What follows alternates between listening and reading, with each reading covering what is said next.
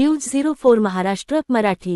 ठाणे प्रादेशिक परिवहन कार्यालयावर ठाणे वाहतूक सेवा संघाचे अध्यक्ष माननीय विजय यादव साहेब यांच्या नेतृत्वाखाली ठाण्यातील वाहतूकदारांच्या धाक मोर्चा व निदर्शने।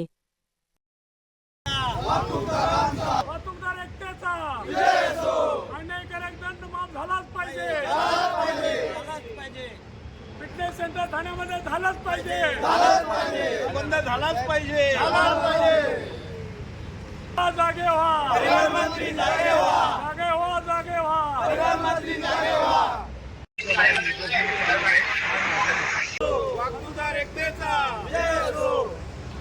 फिटनेस सेंटर झालंच पाहिजे, झालंच पाहिजे, झालंच पाहिजे।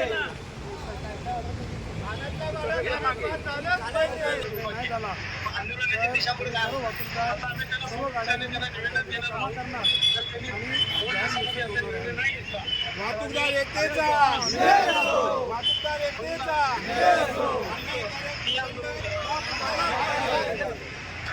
आज ठाणे वाहतूक सेवा संघाचे अध्यक्ष माननीय विजय यादव आज ज्या मागण्यांचे ते निवेदन विश्वासात घेऊन या नियमाबाबत का नाही तुम्ही अहवाल पाठवत? कारण समजा तुम्हाला एखादं वर्क करायचं असेल तर तुम्ही शासनाशी चर्चा करता, मग वाहतूकदाराला नियम देत असताना तुम्ही डायरेक्ट त्याच्यावरती का लागता?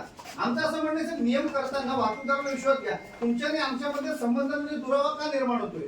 का काय होतं समाजामध्ये आज 1 तारखेपासून गाड्या वगैरे आज 12 दिवस आहे। आज ही गोष्ट तुम्हाला मान्य आहे का?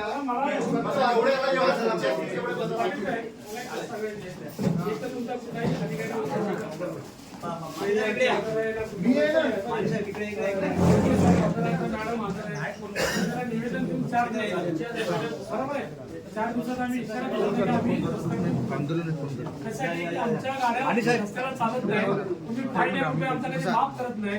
आज मला सांगा फिटनेस जर संपला असता तर फाईन किती आहे? त्याला जिम्मेदार उद्या काय झालं तर त्याला जिम्मेदार कोण? आता नाशिक गाड्यावर बँकेचे आपल्याला भरू शकतो का? हे काय तुमचा खेळ चाललाय का? आणि पासिंग तिकडे नाशिकला करा, हे कुठला बेस आहे? म्हणजे मला सांगा GR काढतायत सेंटरवाले, GR जसं काय त्यांचा मालका म्हणजे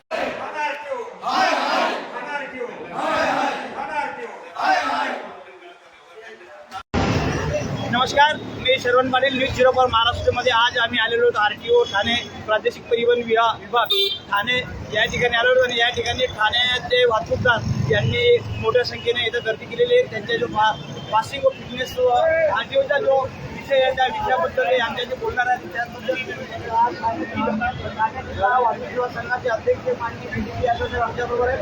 आज आम्ही त्यांच्याशी बोलणार आहोत। साहेब, आज आपले जे एवढ्या संख्येने मोठ्या संख्येने तुम्ही RTOला आलेला काय शासनाने सेंट्रल गव्हर्नमेंटने जो GR काढलेला आहे त्या अनुषंगाने GRमध्ये जे त्यांनी नमूद केलं आहे की जे फिटनेस सेंटर तिथे बनवले फिटनेस करायचं आहे।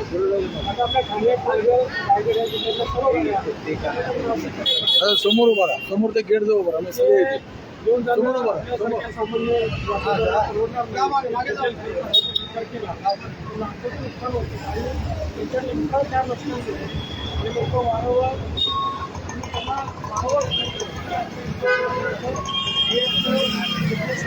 बंद करू नका, पावसा फुटत नाही, लोकांना त्रास आहे, लाखो वाहनं रस्त्यावरती उभे आहेत। ह्याला सर्व जबाबदार मराठी शासन आहे आणि ठाण्याचे आमचे परिवहन मंत्री यांनी पण ह्या गोष्टीत लक्ष घालून लवकरात लवकर निर्णय लावतो असं सांगितलं तरीसुद्धा कुठलाही निर्णय लागला नाही। त्यामुळे याचं आम्हाला आंदोलन करावं लागते। त्यामुळे काळे देण्यात आपल्याची वेळ आमच्यासारख्या शिवसैनिकांची येते, हे मोठं दुर्भाग्य आहे। आंदोलनाची दिशा पुढे काय असणार? आता आम्ही त्यांना समृपतेने त्यांना निवेदन देणार आहोत। जर त्यांनी 2 दिवसामध्ये याचा निर्णय नाही घेतला तर आम्ही RTO ऑफिस पुन्हा बंद करून बंद आंदोलन बसून इथं ही आंदोलन करणार। धन्यवाद। आज ठाणे वाहतूक सेवा संघाचे अध्यक्ष माननीय विजय यादव साहेब आमच्यासोबत होते आणि आज त्यांच्या ज्या मागण्या त्या मागण्यांचं ते निवेदन RTO प्रादेशिक परिवहन कार्यालय ठाणे इथे देणार आहेत। थोड्याच वेळात ते निवेदन देणार आहेत। न्यूज 04 महाराष्ट्राच्या माध्यमातून मी शरवण पाटील।